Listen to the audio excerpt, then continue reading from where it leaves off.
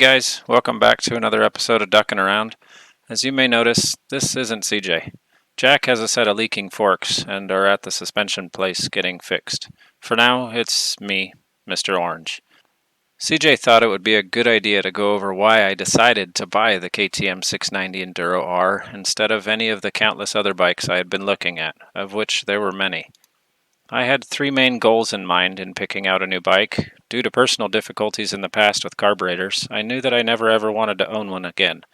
Carbs are dog shit, that's number one. Number two, better suspension. I felt like the suspension on the DR is better suited to going slower and on forest roads. Even with the Ricor Intimidators installed on the front forks and the rear shock upgraded, it was still a pogo stick. The inherent design of traditional front forks creates a looseness in the front end at higher speeds and lessens its stability, which was evident on the DR around 60 or 50 miles an hour. Which takes us to number three, the weight. The DR was cumbersome and tiring on longer rides and more technical rides, which was exacerbated by the Exxon Valdez-sized fuel tank. This culminated in a very top-heavy bike and reared its ugly head in slow and technical situations. At this point I knew what I was looking for, and I thought the Tenere 700 was my holy grail, as it ticks most of the boxes and is sexy AF. But due to their limited supply, I started searching on Google for Tenere 700 Versas to see what other people were comparing the Tenere to. And that's when I stumbled on an owner's thread of the KTM 690 Enduro R. After reading through the thread and watching YouTube videos of people riding them, I realized that this should be a contender, and I started looking for one to test ride.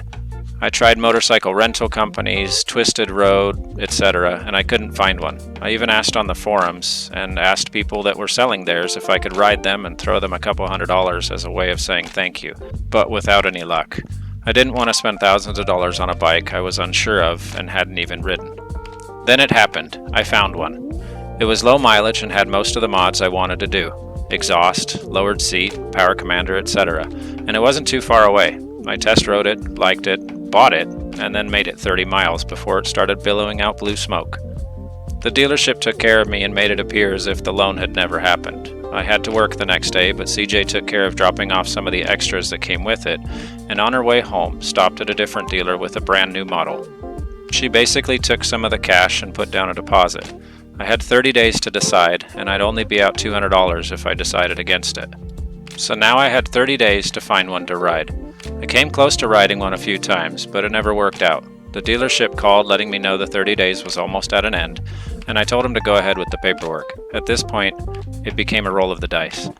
And I haven't regretted it since. Availability was the clear deciding factor. Teneres are impossible to find, and dealer markup for them is obnoxious, even borderline robbery. So how does it compare to the DR? Exactly as you would expect, considering it has fuel injection, better suspension, and weighs much less. In the last video, CJ mentioned that she felt as though she could get in trouble with this bike, and that's true, but not necessarily in the way you would expect. While the 690 does command respect, it also gives you a sense of confidence I never got from the DR. The suspension is firm and takes more pounding than the DRs ever could. Power-wise, it exceeds the DR in all but the low end, while providing 74 horsepower and averaging over 60 miles per gallon. And the weight? Talk about a massive difference. The lower slung fuel tank is kind of a game changer for me. It already weighs a ton less than the DR, and with the lower tank it feels even lighter. At one point, I had asked on the forums about other people's experience in buying it coming from a DR.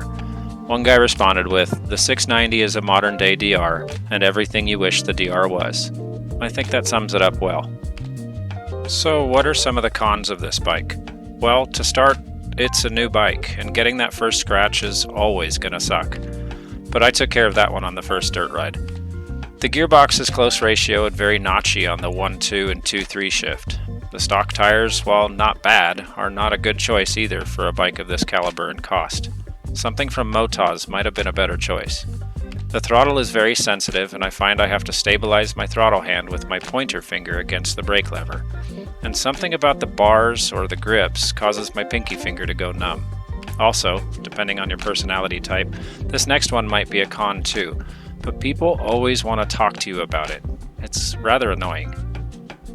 Do I have any regrets about buying it? Maybe one. I should have bought it sooner. If you have any questions, let me know in the comments and I will respond to them. Thanks for watching. Hopefully Jack will be back in the stable soon, and you'll have a video from the both of us next week. In the meantime, ride safe.